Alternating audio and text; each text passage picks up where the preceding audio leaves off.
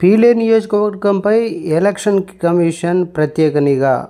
Rayachoti DSP Ramachandra Rao.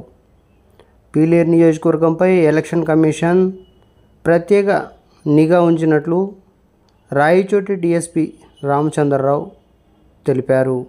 బుధవారం ఆయన special DSP Mohan రావుతో కలిసి పీలేరు అర్బన్ పోలీస్ స్టేషన్ ఆవరణలో వివిధ పార్టీల నాయకులు, కార్యకర్తలతో మధ్యాహ్నం 12 గంటలకు సమావేశం నిర్వహించారు. ఈ సమావేశంలో వారు మాట్లాడుతూ, జూన్ 4న రాయచోటిలోని సాయి ఇంజనీరింగ్ కళాశాలలో ఎన్నికల కౌంటింగ్ జరగనున్న నేపథ్యంలో 3 అంచెల భద్రత ఏర్పాటు చేసినట్లు తెలిపారు. అభ్యర్థులు ఐడి కార్డు కలిగిన కౌంటింగ్ ఏజెంట్లు తప్ప మరెవరూ రాయచోటికి రాకూడదని అన్నారు. ఏజెంట్లు తమ వాహనాలను అనుమతించిన చోటు మాత్రమే పార్కింగ్ చేసుకోవాలని, లేదంటే వాహనాలను పోలీస్ స్టేషన్కు తరలిస్తామన్నారు. రాష్ట్ర వ్యాప్తంగా జూన్ 6వ తేదీ వరకు 144 సెక్షన్ మరియు పోలీస్ యాక్ట్ 30 అమలులో ఉన్నందున సాధారణ పౌరులకు ఎన్నికల కౌంటింగ్ వద్దకు అనుమతి లేదన్నారు. నలుగురు ఒకచోట చేరి గుంపులుగా ఉండడం, లాడ్జీల్లో ఉండడం, మద్యపానం సేవించడం, విందులు, వినోదాలు లాంటివి చట్టవిరుద్ధమన్నారు.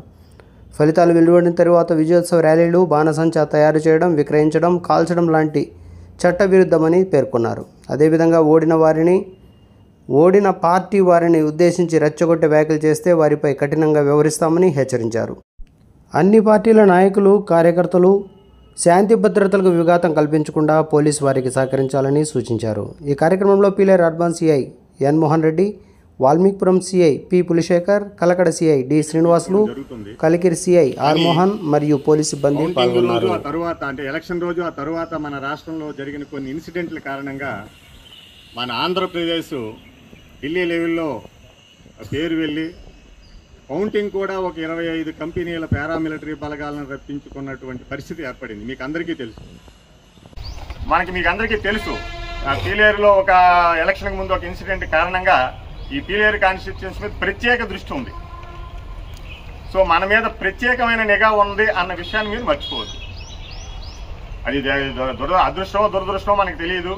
ఒక ఇన్సిడెంట్ జరగటం, దానివల్ల ఆ కేసు ఎలక్షన్ కమిషన్ వరకు వెళ్ళటం, దాని మీద అధికారులందరూ చాలా కఠినమైనటువంటి ఇన్స్ట్రక్షన్స్ జారీ చేయటం, అవి అమలు చేయాల్సిన బాధ్యత మా మీద ఉంది. కాబట్టి మా సిఐ గారు చెప్పినట్టు మా దృష్టిలో పడటం, మేము దాని మీద చట్టాన్ని మీ మీద ప్రయోగించడం, తర్వాత మీరు బాధపడటం అన్నది చేయొద్దు.